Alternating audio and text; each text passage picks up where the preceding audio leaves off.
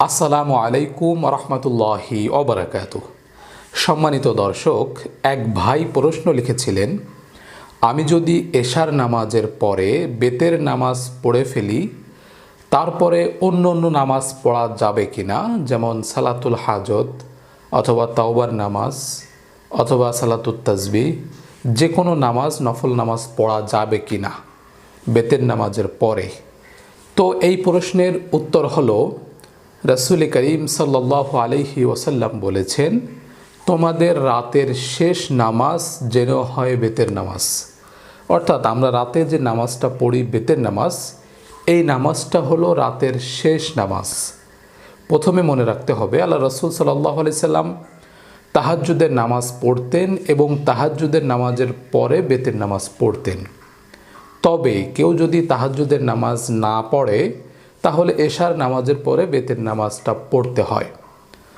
তবে যে প্রশ্নটা করা হয়েছে যে বেতের নামাজটা পড়ে ফেলেছি সময় মতো, অর্থাৎ যেহেতু তাহাজ্জুদ পড়বো না, বেতের নামাজটা আমি এশার নামাজের পরে পড়ে ফেলেছি, তো বেতের নামাজের পরে মনে হলো যে আমি আরও অন্যান্য নফল নামাজ পড়তে চাই। তো সেক্ষেত্রে করণীয় হলো, এটা জায়েজ রয়েছে, তবে উত্তম হলো বেতের নামাজটা হাতে রেখে অন্য অন্য নামাজ পড়া, অন্য অন্য নফল সুন্নত নামাজগুলো পড়া, আদায় করা, তারপরে শেষে বেতের নামাজটা পড়া। এটা একটা সুন্নাহ আদায় হবে।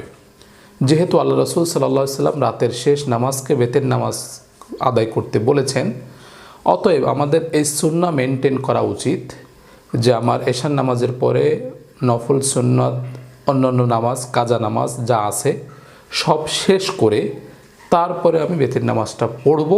বেতের নামাজটা পড়ে ঘুমাবো, অথবা বেতের নামাজটা হাতে রেখে দেব, শেষ রাতে উঠে তাহাজ্জুদের নামাজ পড়ে তারপরে বেতের নামাজটা পড়ব। এটা হলো সুন্নাত। যদি আমাদের তাহাজ্জুদের অভ্যাস থাকে আর নিয়ত থাকে যে আজকে আমি তাহাজ্জুদের সালাত আদায় করব, তাহলে বেতের নামাজটা হাতে রেখে দেওয়া উত্তম এবং তাহাজ্জুদের পরে বেতের নামাজটা পড়া উত্তম।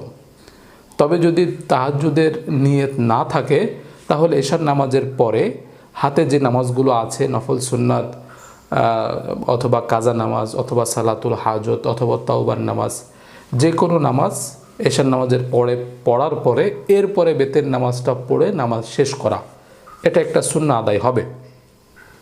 তবে বেতের নামাজের পরে যে আর কোনো নামাজ পড়া যাবে না, বিষয়টা এরকম না, পড়া যাবে। তবে একটা সুন্নাহ, একটা তারতিব যদি আমরা মেনটেন করি, তাহলে অতিরিক্ত কিছু সওয়াব হবে ইনশাআল্লাহ। কারণ আল্লাহ রাসূল বলছেন, তোমার রাতের শেষ নামাজ হবে বেতের নামাজ।